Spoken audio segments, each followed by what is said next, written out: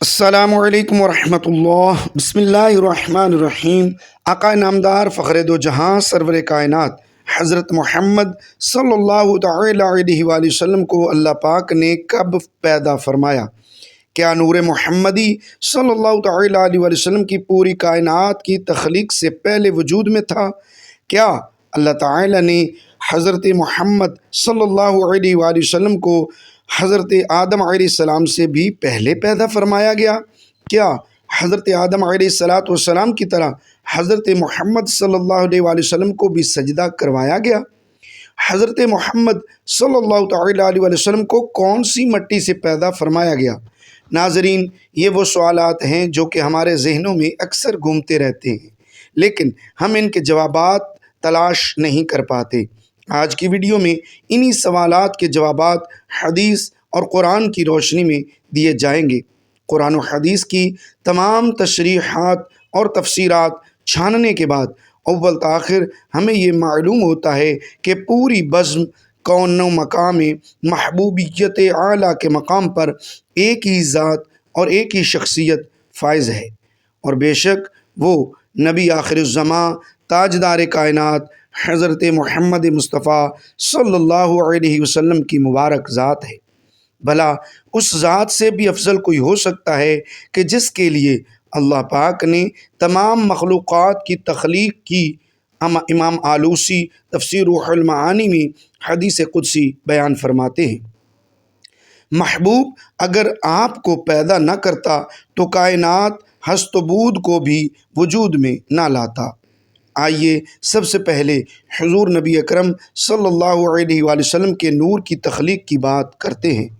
رسول اکرم صلی اللہ علیہ وآلہ وسلم کی تخلیق کے باب میں یہ بات ذہن نشین کر لیں کہ ائمہ عقائد کے نزدیک آپ صلی اللہ علیہ وآلہ وسلم کے نور کی تخلیق کے اعتبار سے پوری کائنات پر حقیقی اولیت ہر قسم کے شک و شبہ اور اختلاف سے بالا تر ہے۔ تمام ائمہ اس بات کے قائل ہیں کہ نور محمدی صلی اللہ علیہ وآلہ وسلم کو سب سے پہلے تخلیق کیا گیا۔ امام ترمذی حضرت جابر بن عبداللہ رضی اللہ تعالیٰ عنہ سے روایت کرتے ہیں، میں نے نبی کریم صلی اللہ تعالیٰ علیہ وسلم سے عرض کیا، یا رسول اللہ صلی اللہ علیہ وسلم، اللہ تبارک و تعالیٰ نے سب سے پہلے کون سی چیز پیدا فرمائی؟ حضور نبی کریم صلی اللہ تعالیٰ علیہ وسلم نے فرمایا، اے جابر، بے شک اللہ پاک نے تمام مخلوق کو پیدا کرنے سے پہلے میرا نور اپنے نور کے فیض سے پیدا فرمایا، پھر میرے انور مشیت الہی کے مطابق جہاں چاہتا سیر کرتا رہا۔ اس وقت نہ لوح تھا، نہ قلم، نہ جنت، نہ دوزخ، نہ آسمان و زمین، نہ سورج چاند ستارے، نہ کوئی فرشتہ، نہ کوئی جن و انسان۔ پھر جب اللہ پاک نے ارادہ فرمایا کہ مخلوقات کو پیدا کرے تو اس نور کو 4 حصوں میں تقسیم کر دیا۔ نور کے پہلے حصے سے قلم کو پیدا کیا، دوسرے سے لوح اور تیسرے سے عرش کو، جبکہ چوتھے حصے کو پھر مزید 4 حصوں میں تقسیم کیا۔ پہلے حصے عرش اٹھانے والے فرشتے، دوسرے سے کرسی، تیسرے سے باقی تمام فرشتے، اور پھر چوتھے حصے کو مزید 4 حصوں میں تقسیم کیا۔ پہلے سے آسمان، دوسرے سے زمین، تیسرے سے جنت اور چوتھے سے دوزخ کو تخلیق فرمایا۔ ناظرین، حدیث قدسی میں اللہ پاک نے خود ہی نور محمدی سے ہر شے کو تخلیق فرمانے کی وجہ بیان فرمائی ہے۔ ارشاد باری تعالیٰ ہے، اگر میں محمد صلی اللہ تعالیٰ علیہ وآلہ وسلم کو پیدا نہ کرتا تو نہ آدم علیہ السلام کو پیدا کرتا اور نہ زمین و آسمان کو۔ حضرت امام قسطلانی روایت کرتے ہیں کہ نور محمدی کو اللہ پاک نے حکم دیا کہ انوار انبیاء پر توجہ کرے، بس اس نور نے سب انوار کو ڈھانپ لیا تو اللہ نے انوار انبیاء سے ارشاد فرمایا کہ یہ میرے محبوب محمد صلی اللہ علیہ وسلم کا نور ہے، اگر ان پر ایمان لاؤ گے تو تمہیں شرف نبوت سے سرفراز فرمایا جائے گا۔ اس کا ذکر قرآن پاک میں اللہ تعالیٰ پاک یوں فرماتا ہے، یعنی یاد کرو اس وقت کو جب اللہ تعالیٰ نے تمام انبیاء سے یہ عہد لیا کہ جب میں تمہیں کتاب اور حکمت عطا کر کے مبعوث کروں تو اس کے بعد آپ کے پاس میرا پیارا رسول آ جائے تو تم سب اس پر ایمان لانا اور اس کے مشن کی مدد کرنا۔ امام ترمذی حضرت ابو ہریرہ رضی اللہ تعالیٰ عنہ سے روایت کرتے ہیں کہ صحابہ کرام رضوان اللہ تعالیٰ علیہم اجمعین نے پوچھا، یا رسول اللہ صلی اللہ علیہ وآلہ وسلم، اللہ پاک نے آپ کو نبوت کب عطا فرمائی؟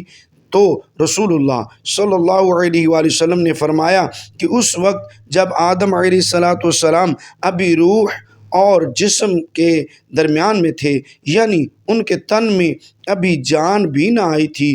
احکام ابن القطان میں حضرت امام زین العابدین سے روایت ہے کہ انہوں نے اپنے والد حضرت امام حسین اور انہوں نے اپنے والد حضرت علی کرم اللہ تعالی وجہ الکریم سے روایت نقل کی ہے کہ نبی کریم صلی اللہ تعالیٰ علیہ وسلم نے فرمایا، میں حضرت آدم علیہ السلام کے پیدا ہونے سے 14,000 سال پہلے اپنے پروردگار کے ہاں ایک نور تھا۔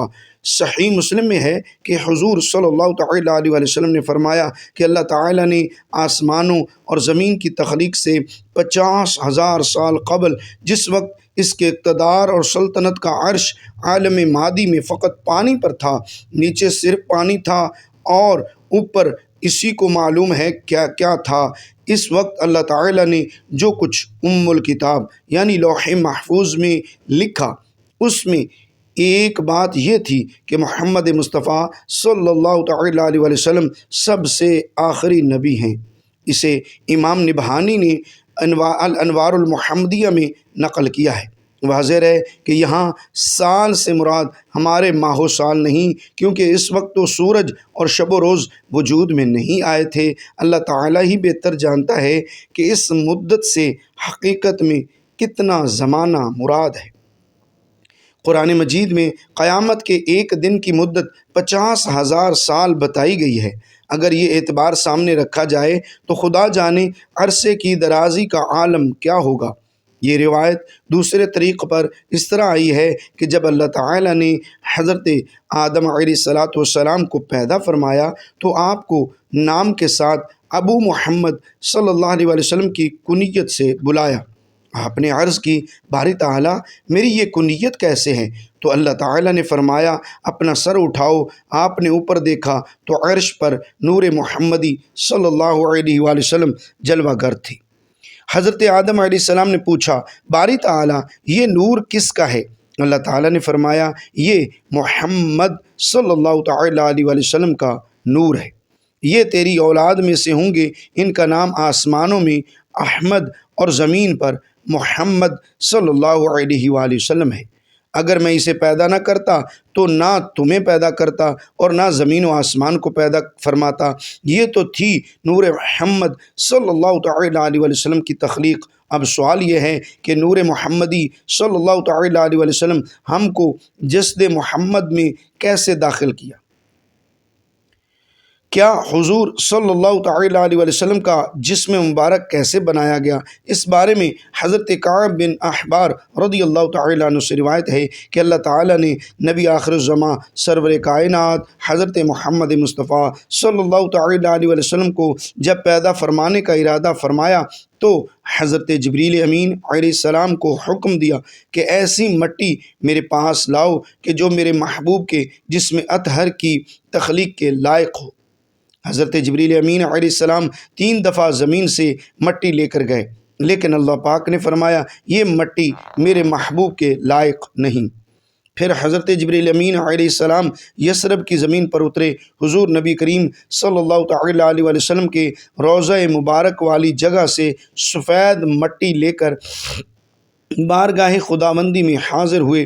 امر خداوندی سے اس کو تسنیم کے پانی سے گوندا گیا، جنت کی نہروں میں دھویا گیا، اور پھر اللہ پاک نے نور نبوت کو جو کہ حضرت آدم علیہ السلام کی تخلیق سے 14,000 سال پہلے اور زمین و آسمان کی تخلیق سے 50,000 سال پہلے پیدا فرمایا تھا، روضہ مبارک کی سفید مٹی میں رکھ کر اس کو لوح و قلم، عرش و کرسی، زمین و آسمان ہر جگہ پھرایا تاکہ ہر شے اللہ کے محبوب کے شرف و فضل کو پہچان لے۔